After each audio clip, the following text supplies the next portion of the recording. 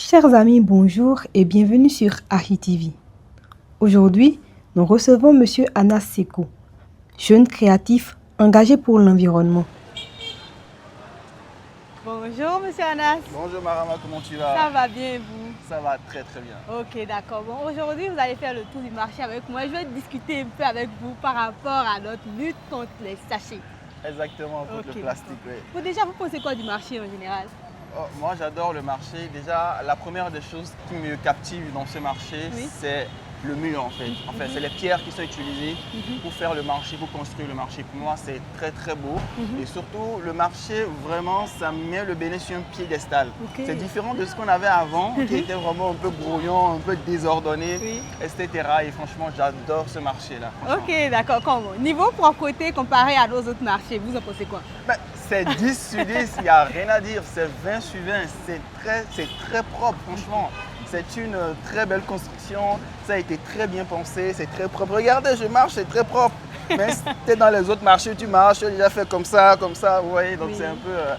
franchement, c'est bien. Ok, d'accord. Bon, par rapport à votre lutte contre les sachets, comment est-ce que les gens appréhendent cela en général? Comment les gens prennent l'idée de ne pas utiliser les sachets? Oui, ma lutte contre les sachets, surtout les sachets plastiques, parce que le mot plastique est vraiment très important en fait. Les gens l'appréhendent comme ci, comme ça, parce que la mentalité n'est pas encore très développée. La mentalité n'est pas encore très évoluée dans ce sens-là. Le plastique contient des matériaux compliqués, des additifs compliqués, des substances compliquées qui font que ça interagit avec la santé humaine. Et après, le plastique, en fait, c'est difficilement traitable. Vous voyez, on ne peut pas l'éliminer facilement, on ne peut pas l'enfouir dans le sol.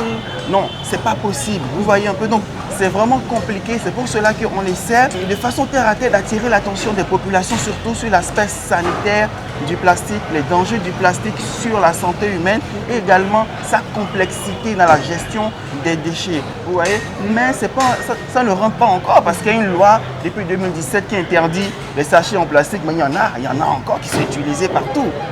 Donc voilà. Ici au marché de Ganji, j'ai toujours mon sac réutilisable.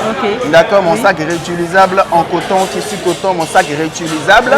Et elles me vendent tout dedans. Œufs forts, oignons, tomates, carottes, absolument tout. Donc elles ne comprennent pas parce que je fais partie des rares personnes qui font ça, qui osent mettre également des œufs mélangés avec d'autres condiments. Mais elles se disent, mais c'est bien, en plus ça nous fait des économies parce qu'on n'achète pas des sachets tout le temps. Quelqu'un vient, achète deux choses, on prend 20 sachets, c'est compliqué pour nous, etc. Donc elles comprennent. Par exemple, là on est avec une dame qui me connaît très bien. Elle me connaît très bien parce que je viens souvent acheter chez elle. Je viens toujours avec mon sac réutilisable. Elle peut témoigner. Quand je viens ici, là, elle me dit même que, Fofo, mais bon, l'œuf là, est-ce qu'on va mettre l'œuf là? Mais il n'y a pas de problème, ça ne peut pas se casser. Je suis un habitué. Vous voyez, elle est là, elle peut témoigner. Maman, bonjour. Mais tout monsieur qui est là, invité chez Béton. Client Miton Gabi. Ok. Client Choco. Donc, il y a un peu de temps. D'accord, madame est au courant, et ça est tout. Ok. Et nous sachets de bois. Et nous sachets de bois. Nous bidons, ma belle sachet, nous belle sachet. Ok, donc, mi-délai, sachet de minozan, est-ce que d'agbejen ya? Tu parles sous toi, ça. Merci à toi, mais au moins, on disait ça que un des sachets, c'est quoi économiser? Au moins, économiquement, c'est viable pour elle. Mais d'un côté sanitaire et environnement, il faut vraiment les sensibiliser. D'accord.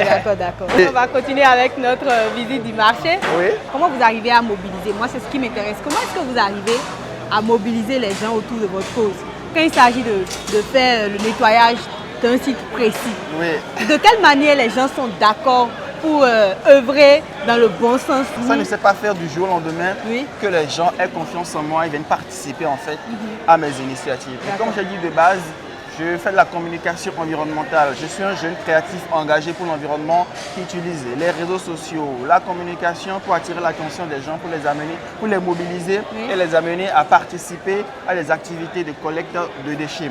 Au départ, nous n'étions pas beaucoup. Il y a des gens qui hésitaient. Ils se disaient, bon, c'est quoi ça là? Il y avait même des embêtements. Moi, je vous parle de 2018, 2019, 2020. Les gens embêtaient beaucoup, non, etc. Mais au fil du temps, quand tu continues de faire, tu mobilises 4 personnes, 5 personnes, 7 personnes, 10 personnes, au point que tu crées une organisation, les gens te voient encore beaucoup plus crédible. Ils voient ta cause évoluer et facilement, en fait, quand tu leur fais appel, s'ils sont disponibles, les gens peuvent venir. Mais après, vous savez, pour revenir véritablement dans la question, c'est une stratégie de communication qu'il faut mettre en place selon la cible. Si c'est les jeunes que tu veux inviter, tu sais comment est-ce que tu peux communiquer. Tu peux dire, être frais, c'est aussi protéger son environnement. Si c'est les parents que tu veux inviter, tu peux dire, un enfant lucide, c'est un enfant dans un environnement propre. Hein? Par exemple, voilà un environnement qui lui permet, en fait, qui permet aux parents de préserver la santé de l'enfant. Donc, tout dépend vraiment de la stratégie de communication, mais principalement, on utilise les réseaux sociaux, on utilise l'humour qui est partagé par tout le monde. Voilà. On fait des partenariats parfois avec des pages comme Tokpa Tokpa ou la Paraquoise aussi qui relaie aussi nos activités. Donc, c'est toute une stratégie de communication pour permettre en fait la mobilisation des personnes, hein. Franchement. Donc, l'élément clé avec laquelle vous faites votre communication, c'est les réseaux sociaux. Les réseaux sociaux sont le panel par lequel vous communiquez réellement. Les réseaux sociaux, je suis moi-même un pur produit des réseaux sociaux. Je suis un pur produit des réseaux sociaux. Si je suis connu, si je suis passé sur des chaînes, si j'ai eu des financements, si aujourd'hui je crée la francophonie zéro plastique, c'est grâce aux réseaux sociaux. Donc c'est vraiment l'élément central en fait de ma mobilisation et de ma sensibilisation. Mais pas que, parce que également un projet comme la tournée d'animation de la fresque du plastique que nous avions fait l'année prochaine, ce n'est pas réseau social, c'est un projet en offline. Vous voyez. Donc il y a aussi des projets que nous mettons en place comme quelqu'un de écolo, qui sont des projets offline également, voilà, qui permettent vraiment d'atteindre nos objectifs. Sinon, les réseaux sociaux ont toujours été l'élément central en fait. Toujours. Il y a un point qui m'a beaucoup intéressé, la francophonie 2.0. La francophonie zéro plastique. Zéro plastique. Zéro plastique. La francophonie zéro plastique. Est-ce que c'est un projet déjà passé? Est-ce que c'est un projet futur? Est-ce que c'est un projet sur lequel vous travaillez actuellement? Alors, c'est un projet actuel qui a été créé. Ce n'est pas même un projet, c'est une coalition internationale qui a été créée entre nous, ici au Bénin, une organisation en Côte d'Ivoire, une organisation au Sénégal et 2 organisations en France. On s'est coalisé, on s'est unis pour créer la francophonie zéro plastique, donc qui est une coalition internationale pour converger la force des organisations francophones. C'est-à-dire on a pris des ONG qu'on a convergé, qu'on a unis, d'accord, pour qu'ensemble on puisse travailler pour mettre fin à la pollution plastique dans la francophonie. Donc c'est un peu ça en fait, c'est une coalition, c'est une force unie pour mettre fin à la pollution plastique, voilà, et à son impact sur la santé humaine. Franchement, je suis très impressionnée. Merci beaucoup. Je suis très impressionnée. Merci. Ok, mais quelles sont les actions que vous menez de jour en jour pour vraiment arriver à la fin de cette œuvre? Alors, les actions, il y en a beaucoup. Déjà, il y a des projets que nous mettons en place. Il y a le projet Jouer Sensibilise en début d'année, d'accord, où c'est des jeux qu'on fait qui permettent aux gens en fait de jouer, de sensibiliser en même temps et de gagner des cadeaux. Il y a aussi la collecte des déchets que nous faisons, mais de façon, on l'appelait collecte des déchets sur mesure parce qu'on fait la statistique des déchets ramassés. Par exemple, si on va dans un quartier et on ramasse les déchets, on compte les déchets et on les sépare. On peut dire par exemple qu'on a collecté en moyenne 1000 sachets plastiques, 200 sachets de pure water, on a collecté 200 emballages de marque en plastique. Voilà. Il y a aussi des webinaires qu'on organise, donc des conférences en ligne, d'accord, où on invite des experts qui viennent partager leurs connaissances sur la pollution plastique aux gens, etc.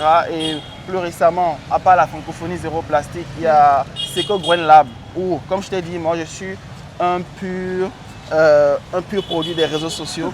Donc je voudrais partager en fait ces connaissances avec la jeunesse. Donc on a sélectionné près de 30 jeunes à qui on va partager donc ces connaissances-là pour les amener également à utiliser les réseaux sociaux pour faire du plaidoyer, pour sensibiliser, pour mobiliser, pour se faire connaître également, pour pouvoir tisser des partenariats. Et le 10 décembre, on a une conférence, pas une conférence, on a le projet Mission No Plastique qui est une conférence, un panel et la découverte d'alternatives au plastique, voilà, que nous allons mettre en place le 10 décembre à l'Institut français de Cotonou. Donc il y a plusieurs projets créatifs comme ça que nous mettons en place, même que ce soit même les années antérieures, il y a plusieurs projets qu'on a mis en place. Et surtout, il faut dire qu'au jour le jour aussi, c'est la création de contenu. Ça, c'est un projet à part entière. C'est un projet social média à part entière où nous faisons des affiches pour sensibiliser, donc, du design graphique pour sensibiliser. Nous faisons de la photographie artistique pour sensibiliser, de la photographie engagée pour l'environnement, pour sensibiliser, pour mobiliser, pour montrer aux gens les dangers liés au plastique. Parce que, comme je l'ai dit, quand on prend le plastique, c'est un matériau complexe, compliqué, avec des additifs toxiques qui interagissent avec la santé humaine et l'environnement. D'accord, très intéressant. Moi, j'espère déjà que j'aurai ma place pour les 30 sélectionnés. Ou si c'est déjà fini, ajoute-moi à la liste. Comme tu veux, il n'y a pas de problème. Ok, d'accord.